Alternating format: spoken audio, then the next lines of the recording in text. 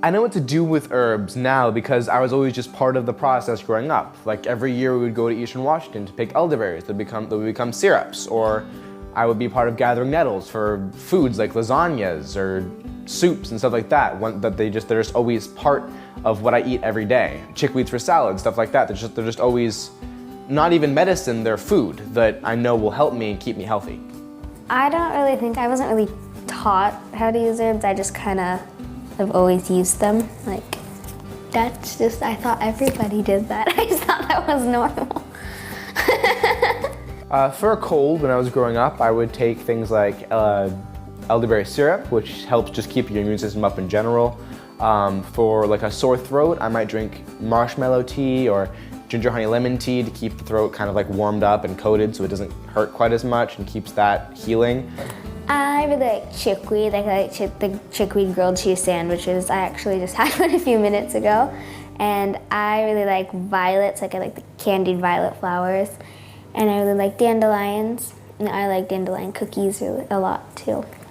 So I asked my mom to make me a thermos of ginger honey lemon tea and a thermos of chai tea every morning. I take it to school, I drink it throughout the day, and my voice stays nice and healthy, and I stay healthy, and that way I can really be a part of the process, especially during this time of year, because it's spring and there's lots of wind and the seasons are changing, and everything just it's the perfect time to get sick.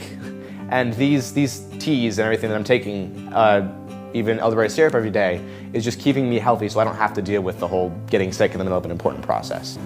The reason that I like to stay well is because I ride horses, and I know that if I get sick, I can't do that, and I can't do anything else that I like to do. I just have to stay at home and sit around all day. So our kids are perfect, huh? They're so perfect. Tell us the real story. It's actually really fun to hear them talk like that, to hear them talk about the remedies that they like to use when they're sick, and to hear how much they know about keeping themselves healthy. So is that why you created Herb Fairies? I wish. No, really. Haley and I had been reading a lot of fairy books from the library, and she just loved all the stories about fairies, and sometimes the fairies would be connected to plants, but there wasn't a lot of information about the plants in the stories, and so always looking for new ways to introduce plants to people, we thought, oh, it would be so great if we wrote some fairy books that really taught about the medicinal and edible qualities of the plants.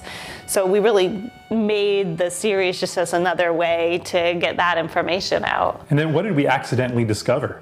Well, it's funny because now we're starting to get comments back and people are actually reading them and working with this learning system with their kids. And I get these comments about how kids are reading the stories and then running outside and trying to find chickweed to put on their grilled cheese sandwich, or their friend gets stung by a bee and they run and find plantain to put on it, or their mom gets sick and they want to make her elderberry syrup. Right. So they're wanting to help heal the people in their families or take care of themselves when they're sick. So we're starting to realize that these stories are powerful, as stories have always been for kids as a way to learn, but they're really engaging the kids' imagination and getting them involved in taking care of themselves. I think it really boils down to the kids being excited and inspired and empowered,